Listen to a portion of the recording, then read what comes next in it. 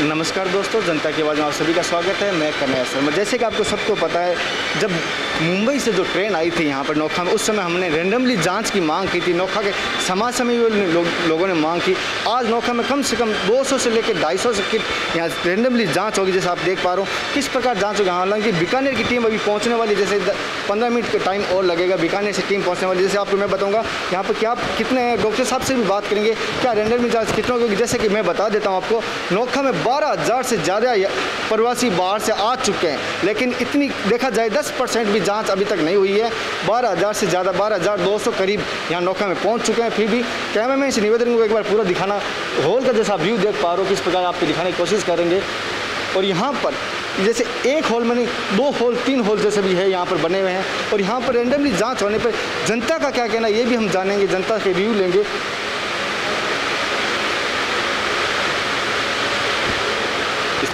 ठीक सर, जैसे कि नोखा में रेंडमली जांच हो रही है, इसके बारे में आपका क्या कहना है? ठीक ही हो रही है जांच। आप इसमें पूरा सहयोग दे रहे हैं? बिल्कुल दे रहे हैं। कहाँ से आए थे आप? हम कलकत्ता से आए हैं। कलकत्ता कब आए थे? 8 तारीख को पहुँचे हैं यहाँ। प्राइवेट गाड़ी से आए या कैसे? बस से? प्राइवेट बस से आए हैं। बस से आए। सर आप कहाँ से आए थे? कलकत्ता से। कलकत्ता से कब आए थे? 8 तारीख को। प्राइवेट इन्हीं के साथ आए थे क्या? साथ में थे। साथ में आए थे। तो रेंडमली जांच हो रही है, इसके बारे में आप प्रशासन को कुछ कहना चाहते हो? बढ़िया बात है, हो रही है तो कुछ कोई प्रॉब्लम होगा तो पता चल जाएगा। जैसे कि इन सभी का कहना है कि बढ़िया बात बढ़ाना चाहिए। क्या कह रहे हो? रैंडम टेस्टिंग का परसेंटेज बढ़ाना चाहिए। ये बहुत अच्छी बात है, हमारी बात से सहमत भी दिखाई दे रही है। जनता से और भी बात करेंगे कि रेंडमली जो जांच हो रही है, जो 12,000 से ज़्यादा है, उनकी जांच में बढ़नी चाहिए। मैडम आप कहाँ से आए थे? जयपुर। कहाँ से? जयपुर। जयपुर से आए थे। कब आए थे? 3 मई। 3 मई। जो रेंडमली जांच हो रही है, जैसे प्रशासन करवा रही है, इसके बारे में आपका क्या प्रतिक्रिया है? सर रैंडम जांच से क्या होगा? आप रैंडमली तो आए हुए सबकी जांच कराओ, जो बाहर से आ रहे हैं वहीं जांच कराओ। घर आने के बाद आप कितनों को पॉजिटिव करोगे? ये बहुत अच्छी बात की इन्होंने, मैं इनकी बात से सहमत हूँ, सपोर्ट हूँ। रेंडमली जांच से कुछ नहीं होगा। जो बाहर से प्रवासी है उनसे 100% की जांच होनी चाहिए। जो घर में रह रहे हैं उनका कैसे आप पालन करोगे? जैसे एक आपने जागरूकता के लेके बहुत अच्छी बात की, और आपकी तरफ से कलेक्टर महोदय को, कुमार पाल गौतम को आपकी तरफ से कोई मैसेज, जैसे आपने अभी बात कही, इसको देखते हुए, कोरोना को देखते हुए? सैम्पलिंग वहीं से हो, जहाँ से एंटर हो रहे वहीं से सैम्पलिंग करके वहीं से रिपोर्ट आने के बाद उन्हें घर भेजा जाए, उससे पहले नहीं। इनकी बात से हम सहमत हैं, शायद तक आप भी सहमत होंगे। अगर जांच होने के बाद ही उनको घर भेजा जाए, अगर वो रिपोर्ट आ जाए उसके बाद उसको घर भेजा जाए, उससे पहले वहाँ घर ना भेजा जाए, ये बात है। और भी मैं आपको बताऊंगा, और डॉक्टर साहब से भी हम बात करेंगे। जैसे मैं बता चुका हूँ आपको, 12,200 लोग मुंबई या बाहर से प्रवासी आ चुके नोखा, लेकिन रेंडमली 10% भी जांच नहीं हुई है। हालांकि आज करीबन 200 की जांच होगी या 200 से ज़्यादा होगी, वो देखने के बाद पता चलेगा। लेकिन रेंडमली जांच से कुछ नहीं होगा, 100% जांच होनी चाहिए। जैसे मैं ये कह रहा हूँ, मुंबई से जो ट्रेन आई थी, प्रशासन की बड़ी लापरवाही दिखाई दी थी, सबको घर पर भेजकर। ये प्रशासन की सबसे बड़ी लापरवाही थी। हालांकि प्रशासन समय रहते जाग चुका है, उससे धन्यवाद कहता हूँ प्रशासन को, समय रहते जागा है। अन्यथा और भी भयानक विस्फोट हो सकता था कोरोना का नोखा के अंदर।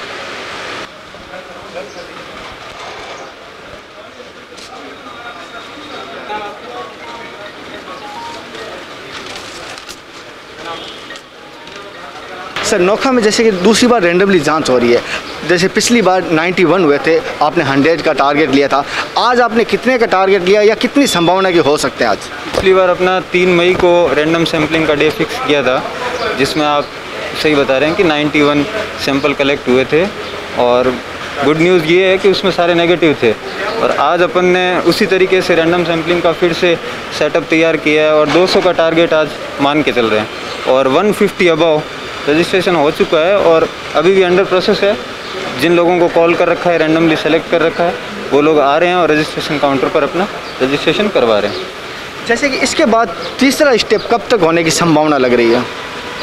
हफ्ता 10 दिन बाद में हमें थर्ड बार। 1 हफ्ते से 10 दिन के अंदर में होगा। जैसे कि अभी मान चलते हैं, इस दौरान बीच में जो सिम्टोमेटिक केसेज हैं उनको हम डायरेक्टली बीकानेर भेज के भी उनकी टेस्टिंग करवाई जा रही है। ये रैंडम सैम्पलिंग है, इसमें हर एरिया से, हर गांव से, सिटी के हर वार्ड से कि कम्युनिटी में कोई छुपा हुआ इन्फेक्शन तो नहीं रह गया, उस चीज़ को पता करने के लिए ये प्रोग्राम चल रहा है। जैसे कि इसकी सूचना आपने किस प्रकार दी थी यहाँ जो आए हैं उनको?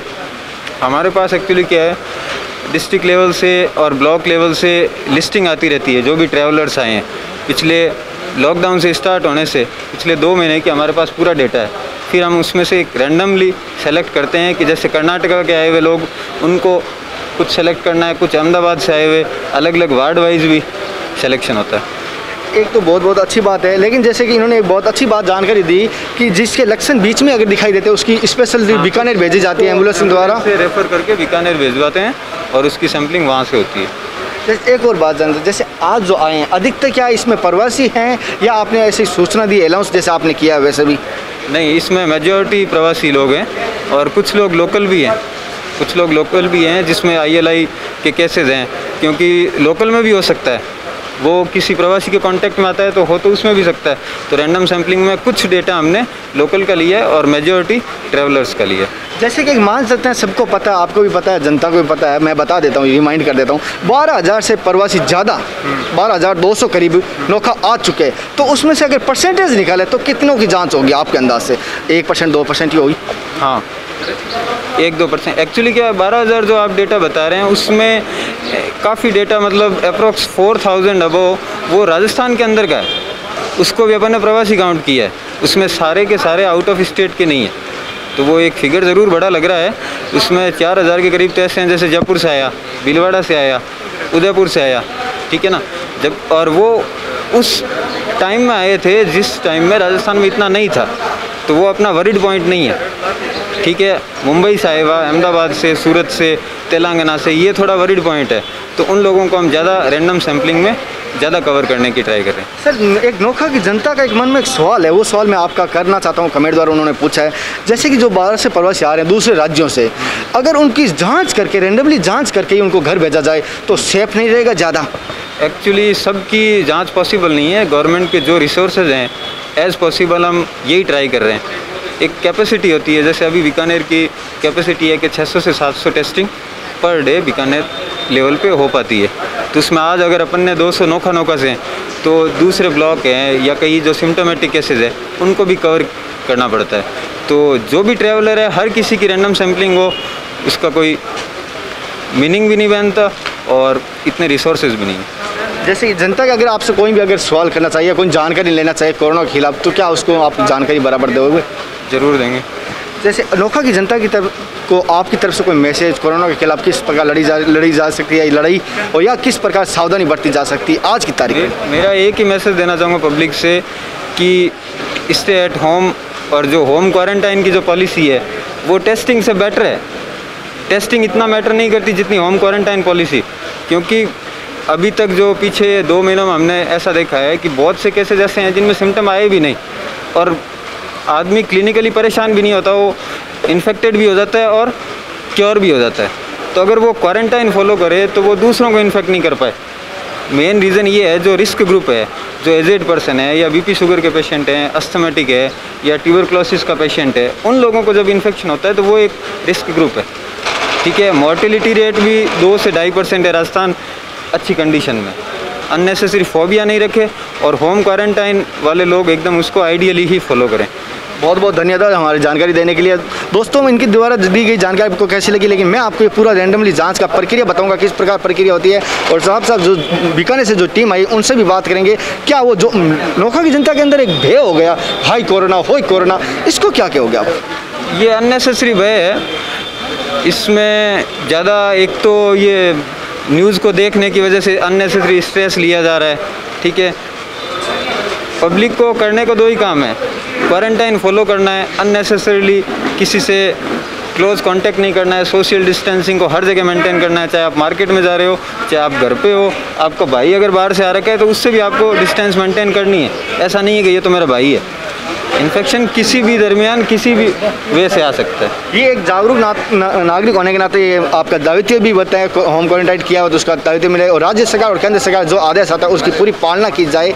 मैं निवेदन करूंगा सभी जनता से कि जो भी आदेश आता है उसकी पालना की जाए, और जो लॉकडाउन का अहम पालना की जाए। अगर आपके पास ज़रूरतमंद है या उसको लगता है सहायता की आवश्यकता है तो कोशिश कीजिए, एक दिन के लिए उसकी सहायता कीजिए। अब तो जाँच प्रोसेस कर। सर, जैसे कि आज आपने कितने एंट्री की है?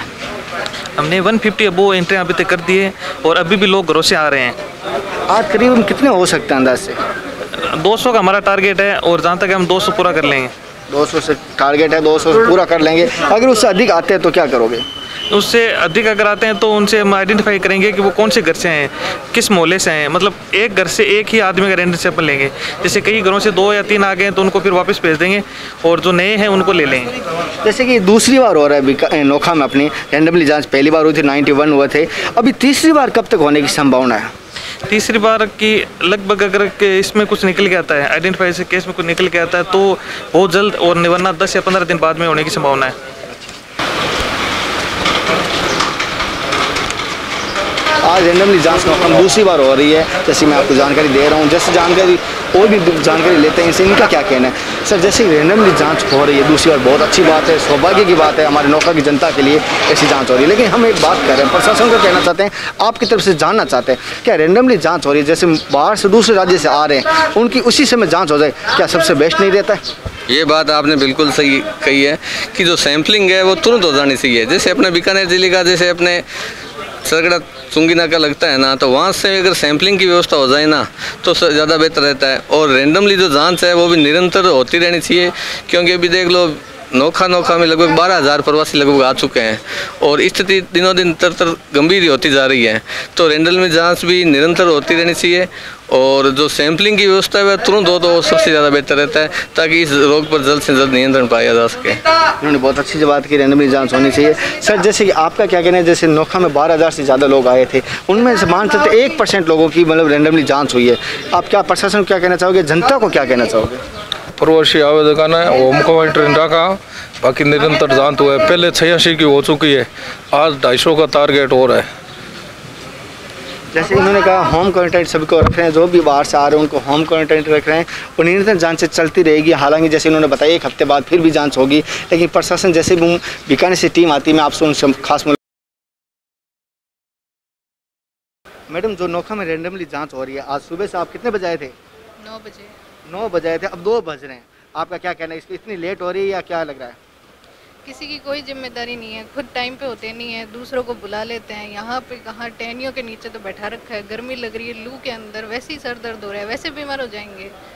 ये कह रहे हैं वैसे ही बीमार हो जाएंगे। कितने घंटे मान चलते हैं आपको? 4 से 5 घंटे हो गए हैं, यहीं बैठे हैं एक ही चेयर पे कब से। एक ही चेयर पे 5 घंटे से बैठे हैं सुबह से, ये कह रहे हैं। या कम से कम बैठने की सही व्यवस्था होनी चाहिए, इसके बारे में क्या कहोगे?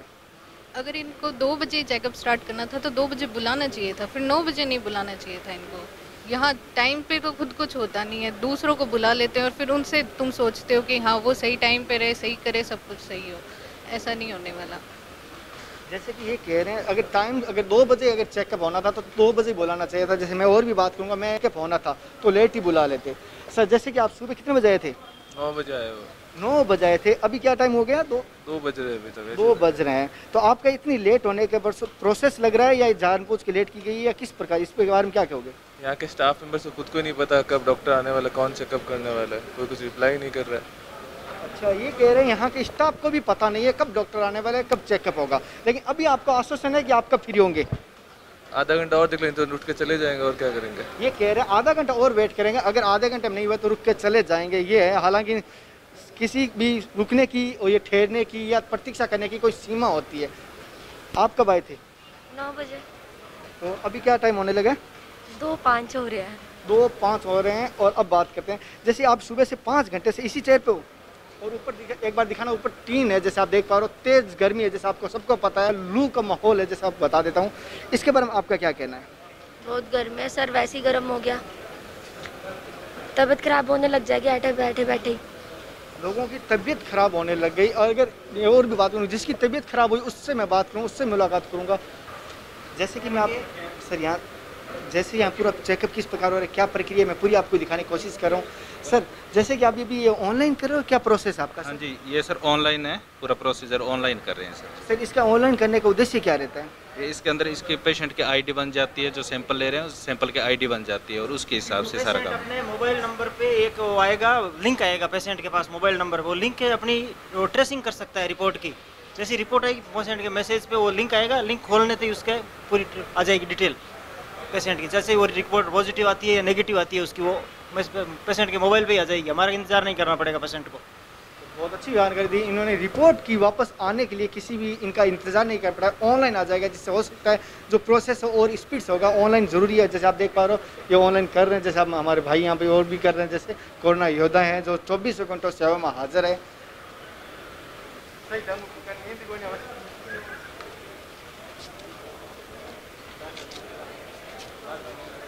सर जैसे कि पिछली बार इकरा में 91 लोगों की जांच हुई थी, आज दूसरी बार हो रही है, तो आज कितना टारगेट लेके चले हो आप? आज जैसा कि हमने बहुत सारे लोग प्रवासी हैं, बाहर से आए हैं, इसलिए हमने 200 का टारगेट लेके चले हैं कि हम 200 का टेस्ट करवा लें। ये टेस्ट जो है एक रैंडम टेस्ट है, जो भी बाहर से आए हैं इसमें सेलेक्टेड केसेज, ये कोई ज़रूरी नहीं है कि सिम्टोमेटिक हो। हमने उस हिसाब से अलग अलग जगह से आए हुए हैं, यहाँ अलग अलग जगह रहने से, अलग अलग गाड़ियों में सवार, उस हिसाब से हमने इन लोगों का चयन किया गया है। सर जैसे कि एक बात और जानना था, जैसे नोखा में 12,000 से भी ज़्यादा लोग प्रवासी बाहर से आए हैं, तो उनमें से अगर मान सकते हैं अगर परसेंटेज निकालते तो 1% लोगों को इसमें परसेंटेज नहीं निकाल सके। इसमें हमने लगाने का टारगेट तो हमने 200 रखा है। फिर जैसे जैसे अभी भी माइग्रेंट्स है वो आए जा रहे हैं, तो उसके बाद भी हम जैसे भी और टेस्ट का ये प्रोग्राम बनाते रहेंगे और जांच करते रहेंगे। जैसे कि आज आपने 200 का टारगेट लेके चलो, इनमें किन को लिया है? जो बाहर से मुंबई से प्रशासन आए या यहीं के लोग, क्या प्रकार है? इसमें बाहर से आए हुए लोग हैं, चाहे उसमें चाहे मुंबई हो, चाहे अहमदाबाद हो, सूरत हो, कहीं से भी जो भी माइग्रेंट आए हैं उनके लिए, चाहे इंदौर से आए हो, चाहे बॉम्बे से आए हो, उनको। और हमने अलग अलग एरिया से, वहाँ भी अलग अलग एरिया के लोग आए हैं, तो किसी घर में मान लो 5 लोग आए तो हमने 5 को नहीं लिया, हमने 1 या 2 को रैंडम तौर पे ये लिया है। अगर जैसे कि बात जानना चाहते हैं, जैसे अपनी किट के लिए अगर नोखा के समाज सेवी अगर आगे आते हैं तो क्या जांच का प्रोसेस बढ़ेगा? नहीं, इसमें ये टीम एक्चुअल में बीकानेर से आती है, तो जैसे भी हम मतलब प्लान करते हैं तो उस हिसाब से वो टीम भेज देते हैं, क्योंकि एरिया भी काफ़ी बड़ा है। कभी जैसे कोलाइत भी जाना पड़ता है टीम को, और अभी उधर डूंगरगढ़ भी जाना पड़ता है, और जैसे कि लोकल में भी केसेस जब ज़्यादा निकलते हैं, कॉन्टैक्ट वगैरह का सर्वे होता है, तो उस टाइम भी जो है ये वर्कलोड बढ़ जाता है, तो भी हम जब भी टीम की डिमांड करते हैं तो वो टीम आ जाती है। जैसे कि लॉकडाउन 1 लॉकडाउन 2 हुआ था, उस समय क्या कोरोना कम था बीकानेर ज़िले में, उस समय क्या कंट्रोल था? आज लॉकडाउन जैसे 4 चल रहा है और कोरोना महामारी विस्फोट हो रही है, और उस समय ये भारी छूट दी गई है लॉकडाउन के दरमियान, इसके ऊपर लगता नहीं कोरोना को विस्फोट होने का मौका दिया जा रहा है? इसमें ये राज्य सरकार और सेंट्रल गवर्नमेंट, इन सरकार का ये निर्णय है, तो इसमें ये जरूर है कि नेचुरली ये है कि जब उनका मूवमेंट होगा तो जहाँ जहाँ केसेस है वहाँ से उनके संपर्क वगैरह आए हुए लोग भी निश्चित तौर पे यहाँ आए हुए होंगे और उनसे संक्रमण फैलाने के चांसेस भी बढ़े हैं। जैसे कि ये मान चलते बीकानेर जिले के दुर्भाग्य कि वापस रेड जोन में ये बीकानेर आया है, तो इसमें तो केसेस कभी कहीं निकल सकता है, इसका कोई वो नहीं है कि अभी ये जो प्रवासी आए हैं बीकानेर में वो 2 पॉजिटिव आए हैं पहले, तो इससे क्या है कि पॉजिटिविटी बढ़ती है। जैसे कि लोगों का मन के जनता का सवाल है कि अगर जो बाहर से आ रहे हैं प्रवासी, उनको अगर उसी समय जांच कर दी जाए या उसी समय जो आप कर रहे हो तो सीधा क्वारंटाइन ना करके सीधा जांच कर दे तो नहीं हो सकता है। उस जांच करने से ऐसा, क्योंकि इतनी जांच फिजिबल भी नहीं है, दूसरी जांच है, उस टाइम हो सकता है पॉजिटिव कोई नहीं आए और ये एक गलतफहमी में रहने लग जाए कि भाई हम तो बस नेगेटिव है, क्यों जांच बाद में भी पॉजिटिव आ सकती है। इनफैक्ट इसका इंक्यूबेशन पीरियड होता है, उस पीरियड में कभी भी मतलब ये आ सकता है। जैसे कि अपने नोखा का पहले एक केस है, वो 28 दिन के बाद पॉजिटिव आया था, तो इसलिए जांच का ये कोई वो इतना नहीं है कि भाई हाथों हाथ की जाए। एक और बात जानना चाहता हूँ, जैसे कि लोगों की कंप्लेंट भी आती है, आपके पास भी शायद कंप्लेंट है, जो होम क्वारंटाइन किया हुआ है उनको, वो घर के साथ घुल मिल रहे हैं या बाहर जा रहे हैं, जैसे वो तो घर के साथ मिल रहे हैं लेकिन घर वाले तो बाहर जा रहे हैं कम से कम, इसके बारे में आप कैसे कंट्रोल कर पाओगे? जहाँ तक होम क्वारंटाइन है तो उसमें अभी सरकार की ये योजना रही है कि सभी को होम क्वारंटाइन कर जाए जब तक कि उसके घर ये रहने की फैसिलिटी हो। तो उसमें ये नहीं है कि उसका घर का कोई भी सदस्य बाहर नहीं निकल सके, बस जो सदस्य आया है वो घर में अच्छी तरह से अलग से रहे, खाने पीने का, उसका रहने का, कपड़े बर्तन सारे वो उसके अलग रहे। और जैसा कि वो अगर बाहर निकलते हैं तो इसमें क्या है कि उनके जो मोबाइल नंबर है वो ट्रैक पर रहते हैं, तो जैसे ही हमें मिलता है और ये एक लिस्ट भी बनती रहती है कि भी इसमें इतने लोगों ने इतने मीटर या इतने किलोमीटर जो है इनका मोबाइल जो है ये ब्रीच किया है, इन्होंने होम आइसोलेशन का उल्लंघन किया है।